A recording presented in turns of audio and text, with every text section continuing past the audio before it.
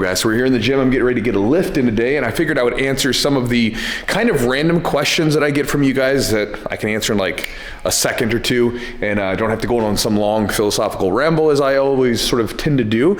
Also, I don't know what it's like where you guys are at, but out here it is, we got a ton of snow. I don't think it's been probably, I don't think we've had snow like this for almost like maybe since I was a kid. Anyways, I'm getting ready to do a chest day. I'm gonna do a little bit of bodybuilding stuff. Eli, my coach, has me on some new program where like I'm doing some really slow repetitions and stuff like that. And I'll take you guys along and I will answer some of the questions that you guys have sent in, some of these random questions, and let's jump into it. Now, I had originally planned to use the little lav mic that I have, but it's charging, so maybe we'll have that towards the end. Also, I just realized that this hoodie, the little string, was coming undone, so that's gonna be fun to put back in later. I hate when that happens. So, incline dumbbell presses, and by the way, for any of you guys that are like serious lifters, I love lifting, but by no means am I like I mean, I'm serious about it, but you know, I do it. This is like my fun time. It's like very quiet. It's like, I focus on the reps. I actually don't like doing these videos with my lifting because it takes away from like sort of the mental like stillness I get from lifting, because it's just quiet, focusing on the movements and the reps and everything else, but you know, have fun today. Nonetheless, I'm doing some chest stuff, got dumbbell incline presses to start off with.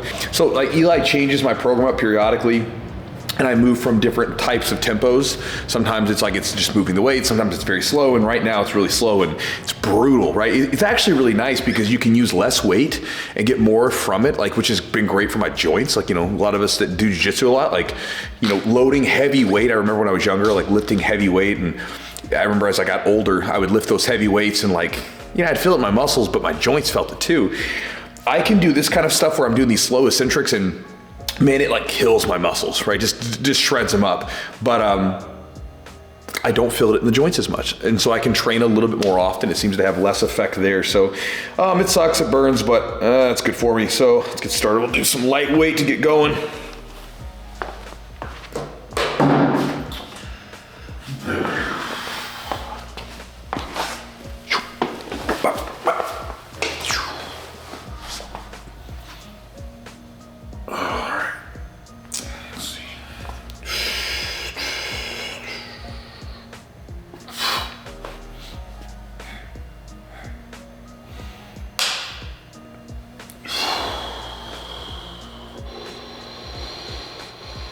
All right, here's a question. This one comes from Nico Pippi.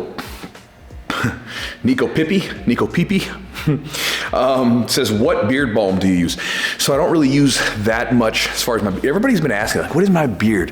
What do you do to make your beard so luxurious and full? It's just, I'm just hairy, right? So I just got a full beard. All the dude on like my dad's side of the family, and my mom's side, everyone in my family, they all can grow big beards.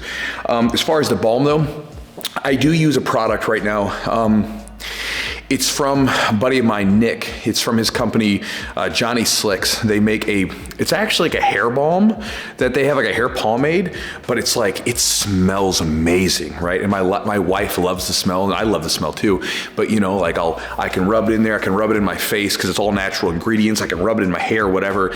And especially, you know, if I'm trying to snuggle up to my wife a little bit, just rub it in there and get it all nice in there. And then I have this nice soft beard. It's good for my skin. And then like when she's like smelling me, she's like, you smell good, and she wants to move a little bit closer. So that's the product I use. I'll put a link down below if you guys are interested.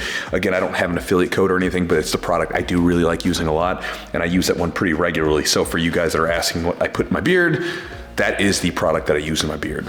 And this is a new program. Anytime I start like a new program, I always start off on the lighter side of things and like let my body get used to it, opposed to like trying to go after it crazy hard in the first week when some of the movements and the tempos are new. So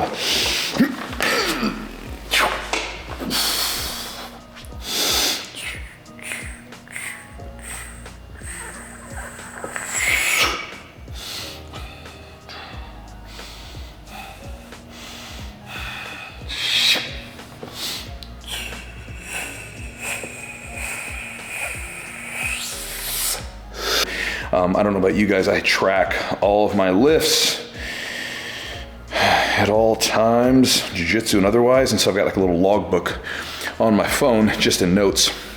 And I've got lifts and workouts that go back like damn near 10 years. Here's a question, it's very fitting for right now, from Daniel J6559. Hey man, do you lift fasted, or what do you drink during a workout? I do not lift fasted. Like, I feel like absolute crap when I lift fasted. I just don't feel good. You know, I used to do it and tried it out, don't like it. Even in the mornings, I can still have like, you know, a protein shake or something before I eat some fruit. Digest quick. Usually I'll have a shake like this. This has got like some amino acids, EAAs in it, some dextrose and some creatine and glutamine. Not that you need all those things. Creatine's pretty, you know, it's a pretty standard type thing. And the dextrose gives me some fast acting sugars. So I'm working out, I have something to fuel on and work on from that. But again, that's what I usually have. And then I'll have another jug over here of water. So I'll be sipping between those water and the dextrose and the EAs, and has like a taste to it too. So that's what I usually have when I'm working out. Again, I've tried fasted, and I know some people talk about, oh, I love being fasted. I've tested out my performance from one to the other, and I feel better when I'm fed, and I perform better when I'm fed. And I've even had some of my students who were avid about training while fasted. They're like, no, you're so good, right? It's so good, right? So like very dogmatic about it. And a lot of times they said they couldn't work out with food in their stomach because they would get sick. And a lot of times it was because they're eating too much fat. Like they were eating like peanut butter and jelly sandwiches and shit like that, where, I mean, it's like you're giving yourself a big brick of fat that digests really slow in your stomach, where you can have some protein and carbs that your body will burn up like that, and you go into the gym with a pretty light stomach. And so that's what I tend to do, right? Pre-workout meal usually is like a protein heavy or moderate protein, carb heavy meal. And then, you know, my fats will increase throughout the day after my workouts are over, in the morning anyway. And so, but yeah, that's what I have when I'm working out. All right, one more set. Doing like 10 sets of 4 with 20 seconds rest. Sucks. Feels good on the muscle though. One of you guys asked how I met my wife. How I met Jess. It was from Maggie. She wanted to know how I met Jess. Well, it's an interesting story, kind of. I'll tell you in a second.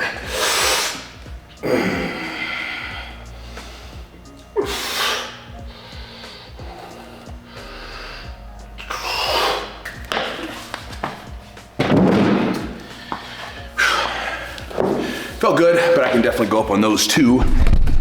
So make my notes.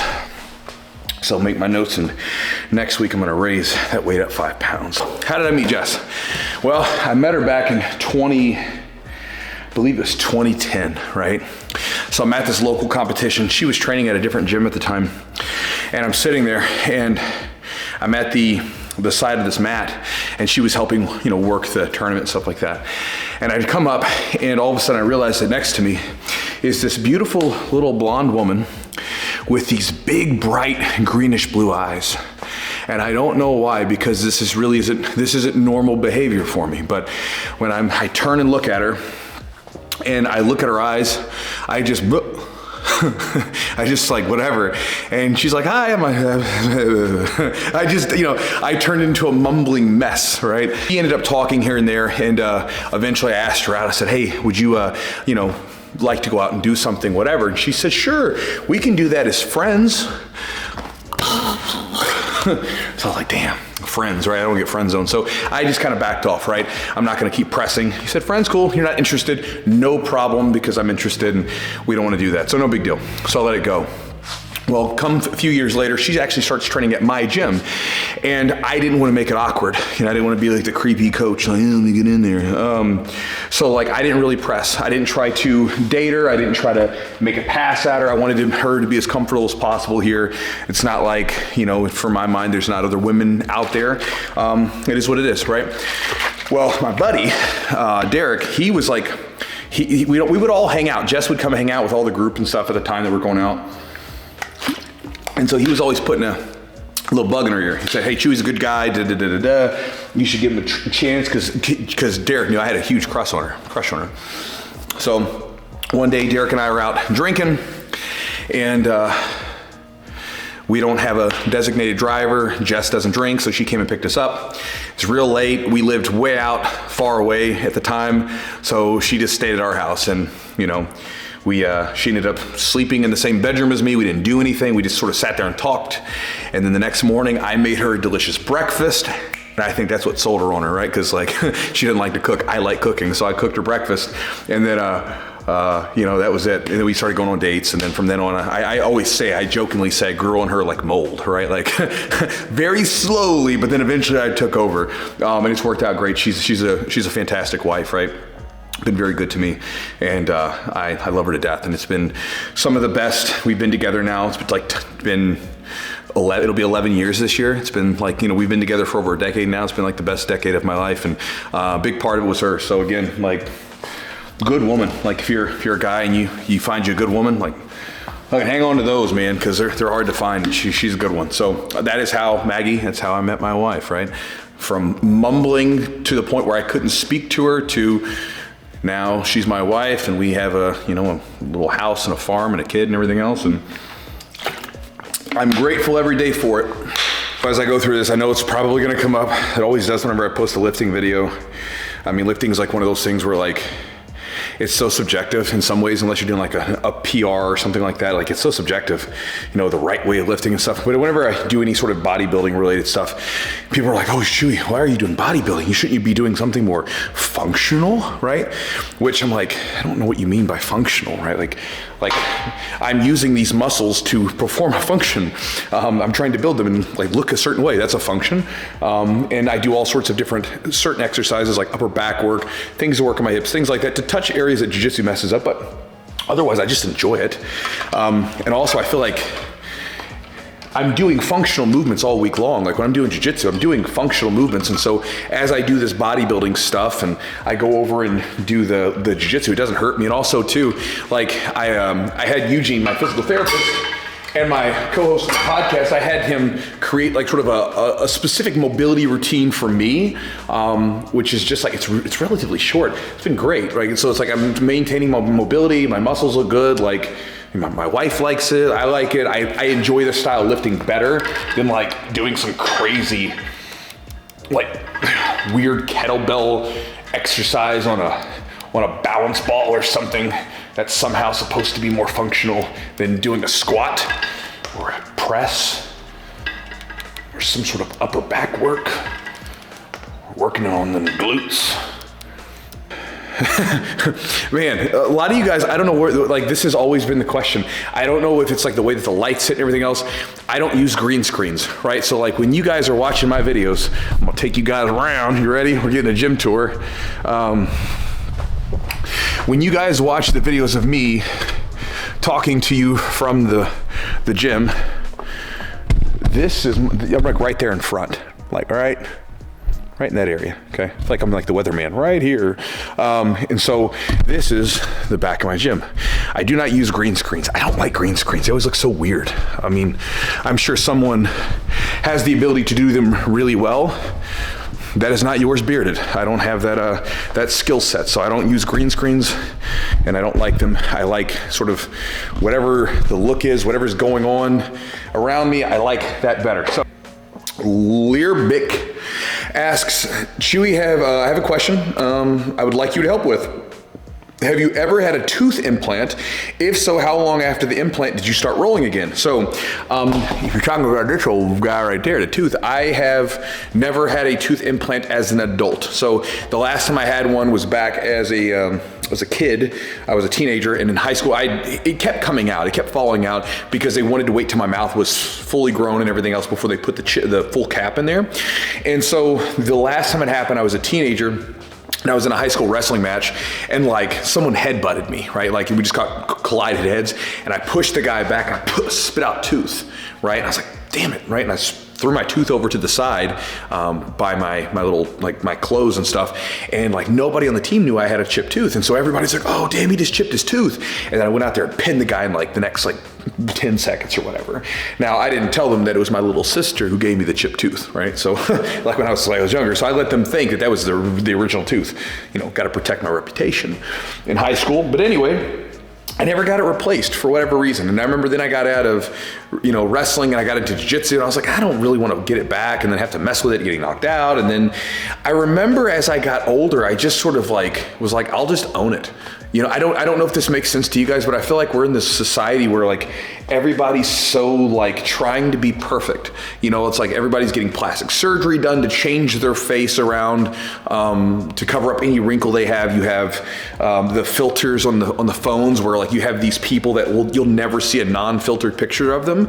It's like always changing their face, and it's so sad, I guess. It's like, I guess like if you need plastic surgery because something's really messed up, like you can't breathe, I guess it's whatever. But I don't know. I like the idea of dancing with your defects, right? Like my face is pretty effed up, right? Like I've got like cauliflower ear. If you can see, it's probably hard, but I've got a bunch of scars like here and here. Like look, this is a good one right here. See all that scar tissue from like fighting and stuff over the years.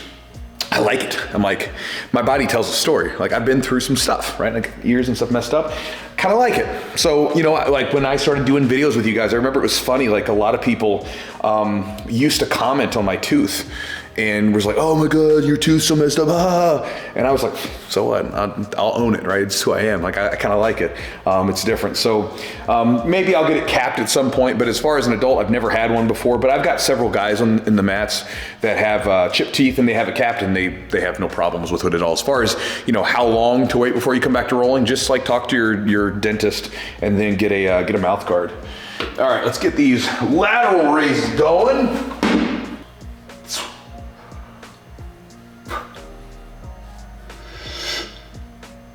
All right, guys, now we're moving on to some shoulder presses. Let's see.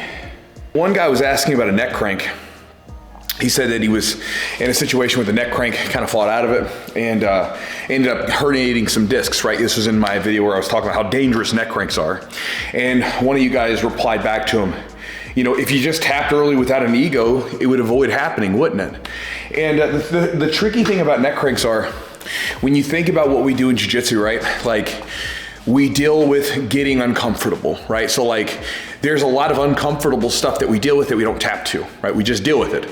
Like for instance, if you get pressure put on you or whatever, you can't tap to pressure. You can in the beginning, but eventually you want to work up to the point where you don't tap to pressure, right? You fight through it.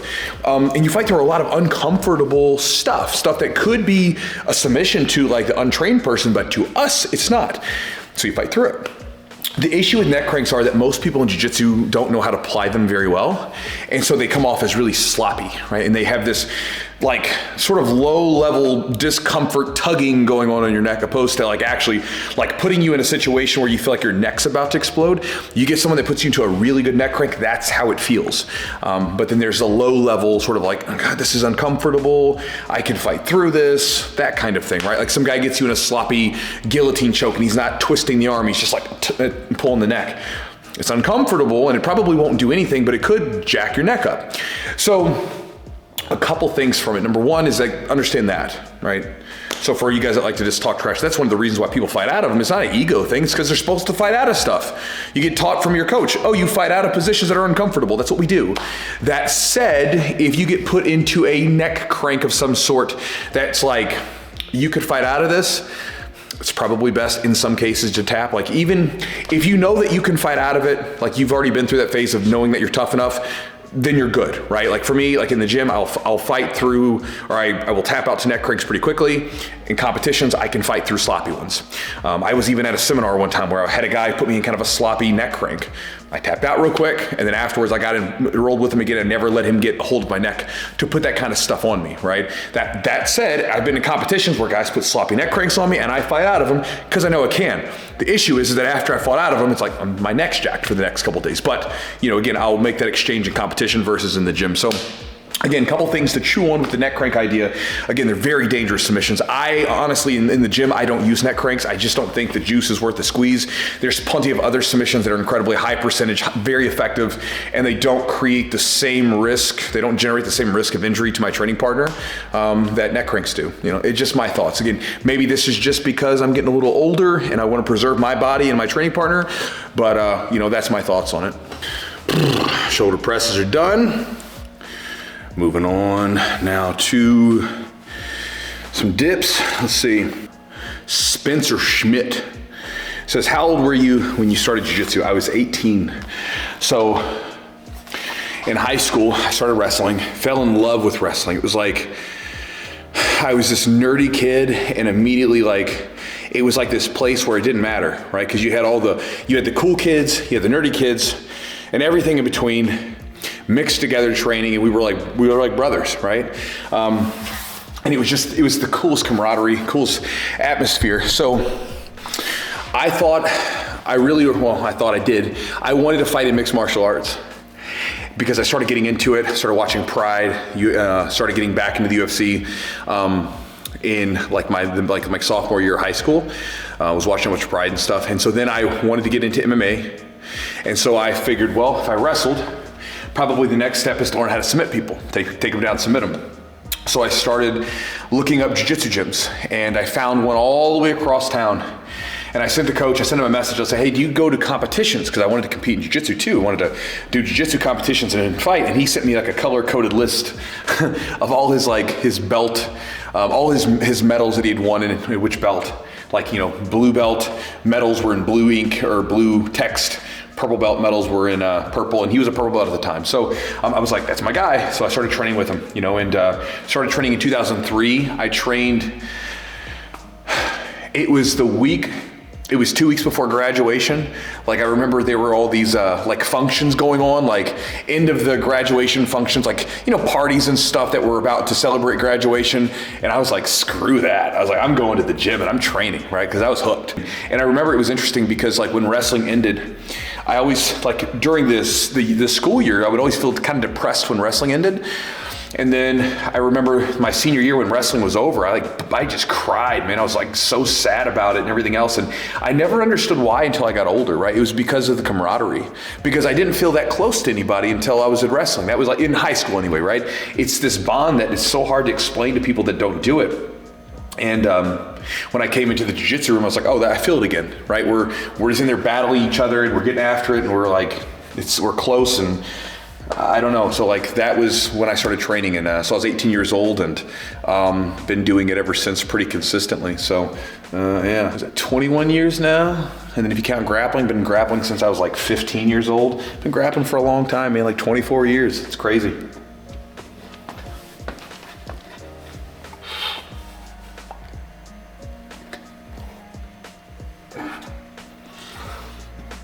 So here's one. Someone got upset with me because I used the word guys. I'm like, what's up, guys? Like, hey, guys, right? And they were like, why not use the word person instead of the slang guy? And that sort of thing. And I think this was in a video where I was like, I said guys and gals, and I kind of just made the point that I was like, I use the word guys as kind of just universal, right? And someone was like, why don't you use person? So it'd be so weird. Hey, what's up, persons? Chewy coming at you with another video. That'd be the lamest thing ever. I don't get too attached to all that, like, looking into things too much, right? I always kind of think about what the person's intentions are, right? I think that's far more important. Obviously, my intentions are not to alienate anybody, right? It's the word that I use. Guys, what's up, guys? Right? And I actually asked my female students, I was like, does this bother you guys? I was like, I'm being honest, because I'm like, I see the comments. I'm like, maybe it bothers people. Maybe I'm unaware. So let me ask my ladies. So I came and asked my ladies, I'm like, does it bother you when I say this? One of my females talked to me. She's like, that doesn't bother me. She's like, I do the same thing. I call everybody guys too. Like, hey guys, let's go. I think that sometimes, if you study language, words change. Language is not like the static thing. It's very fluid, right? I mean, you can look at like different periods and the reason why we speak English the way we speak it, and not like the English of like olden times, is for different reasons. And again, it's changing, it's fluid. So a lot of times the words have a meaning, definitions and things like that, but sometimes they take on different meanings, depending on the culture and the society, and the way things are going. And so I use the term guys, and I'm not going to use the word persons. Getting ready to finish up with some accessory lifts and some abs. By the way, guys, I'm sure you guys understand I'm not like showing you all the lifting today because, again, some of this stuff like the rests are very short, and I don't imagine the video would be all that fun to just watch every single rep and hear me just grunting. So question from Cheese Thems. God, your screen names, guys. Cheese Thems. Says, Chewy, I just ate a PB&J with a cup of water for breakfast. Is this a W? I mean, I guess it's relative, right? Like, maybe it's a W. Maybe you went from like eating nothing to eating that, or maybe you went from eating like I don't know, something really bad and we're like eating that. I mean, a PB&J is not that bad, but your issue is, at least for me, the issue is there's not enough protein in that, right? Like, I mean, you don't really have a protein source. You got a little peanut butter, but it's not the greatest protein source. So you could probably throw like a protein shake in there. You'd be good to go. You have like a fat source, a little bit of some sugars and carbs, and then you have your protein. But I don't know. PB&Js are delicious. I love them, right? Like it's like most of us American kids, we grew up on them. I don't know if they're still popular, right? I don't know what's popular anymore with like what things are like. Everything's so different from when I was a kid. But you know, when we were a kid, everybody lived off of like, at least in my neighborhood, PB&Js and bologna. You guys remember bologna? Ugh. I look at like, I'm not touching that stuff now, but back when I was a kid, man, I loved bologna. Fried bologna sandwiches, man, I used to eat those. Gotta get like the thin bologna where it crisp up. That like thick stuff is gross. You know, it's a start maybe, but I would, PB&Js are not part of my regular diet. So another fitting question says, Chewy, you lift weights. I do lift weights. Hopefully I look like I lift weights. The meathead in me wants to assume that I look like I lift weights. From Edwin Castro says, you mentioned you lift weights. Do you do free weights or machines? I do both. I do a little bit of everything. Free weights, machines, whatever. I'm not picky. I just do what from right now, I do what my coach tells me to do, right? Like I have a coach who knows more about this stuff than I do. You know, because it's like one of these things, you know, the older you get, the less time you have. But usually as you get older, you got a couple nickels to rub together, you know? You get a little bit more expendable income than you do like when you're in your 20s, for example. Like I was broke as shit in my 20s. You know, so got a little bit more money now. And so for me now, it's like I want to speed up the rate, write down my notes for this lift. I want to speed up my rate of learning. And the way to do that for me is to hire people or to learn from people who have already done it.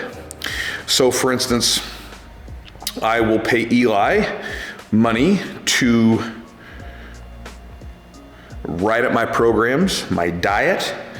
I will buy instructional courses for just about anything from business to BJJ to parenting.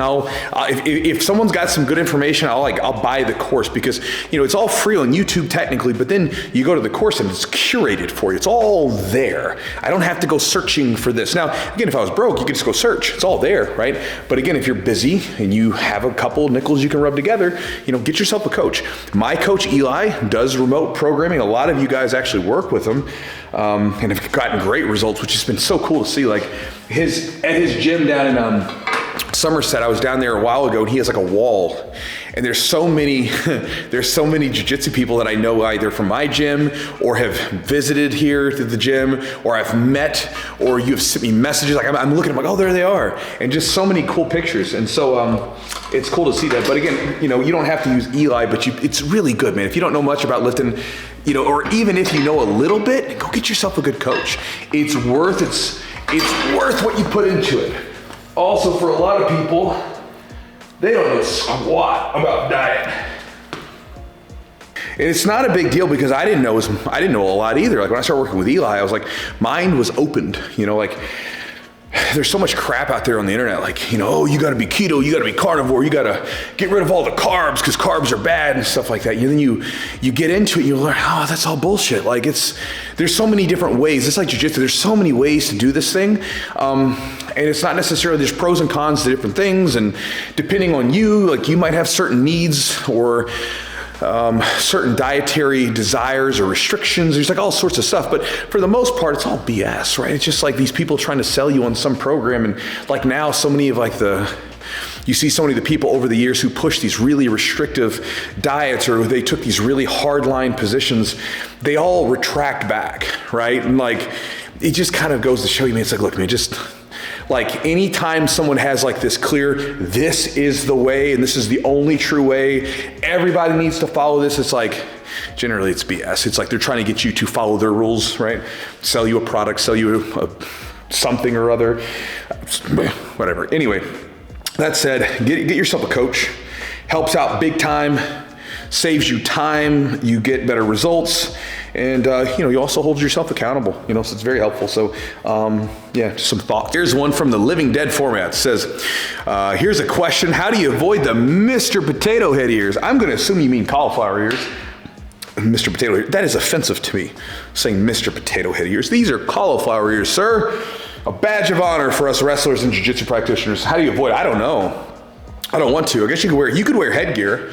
You could wear headgear, you'd probably be all right, but I wanted mine. Like, I remember the first time I got a little bit it was an MMA fight, and like I was here and the dude like whop, came in with a hook, and I like kind of like ducked into it. It hit right there in the ear, flared up a little bit. That was when I was like 21, 22, I was about 22. And then when I was 26, I remember like it went full blown, puffed up. My buddy is a paramedic and he was pulling, like he had needles and he was pulling, just like filling up these needles full of, these syringes full of blood and like goo or whatever it is. And like it was still swollen. I mean, like I was having trouble sleeping. So he drained it because like I was all for like letting it stay there, but like I couldn't sleep. So he drained it. And I was left this little beauty right here, and I like my ear, man. Again, I'm kind of weird, right? It's like, I don't want to look perfect. I don't want to be like this manicured whatever. I want to be a little fucked up. I like it, right? Because everybody else is trying to look perfect. I want to be like, I want to be this. I was like, I want to be the guy with the chipped tooth, the scars on his face, the messed up ear. Like, your body tells a story, and I like the story mine tells.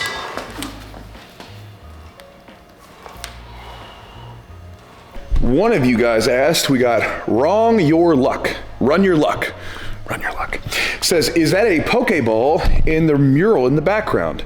Is that a Pokeball? So you're now in the area that a lot of times is the green screen. Not a green screen. So, is that a Pokeball? Let's find out if there's a Pokeball. By the way, I don't know if you guys have ever seen, this is my wall of black belts. These are the black belts that have either been promoted here or are like here. They've been here for a long time. So we just walk down the list. It's so cool.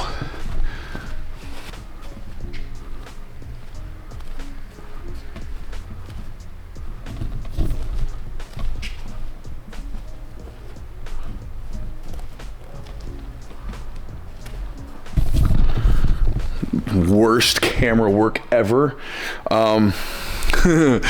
This always freaks people out. So I'll tell you guys another day. We got it's a stupid story for that one. That I can't believe it's not butter. Our gym has a lot of weird traditions. But anyway, this is a mural that was painted back in 2007. 2006, when this gym was first opened. So this gym has been in the same location since 2006. So this is the mural that you see. So basically, it's a guy getting wizard right here, the Derby City logo. And I didn't know what all the, because I'm not like a big mural art person, I didn't know what that stuff said. It says Derby City, but I never really knew it, and I guess that's the guy's like tag up there.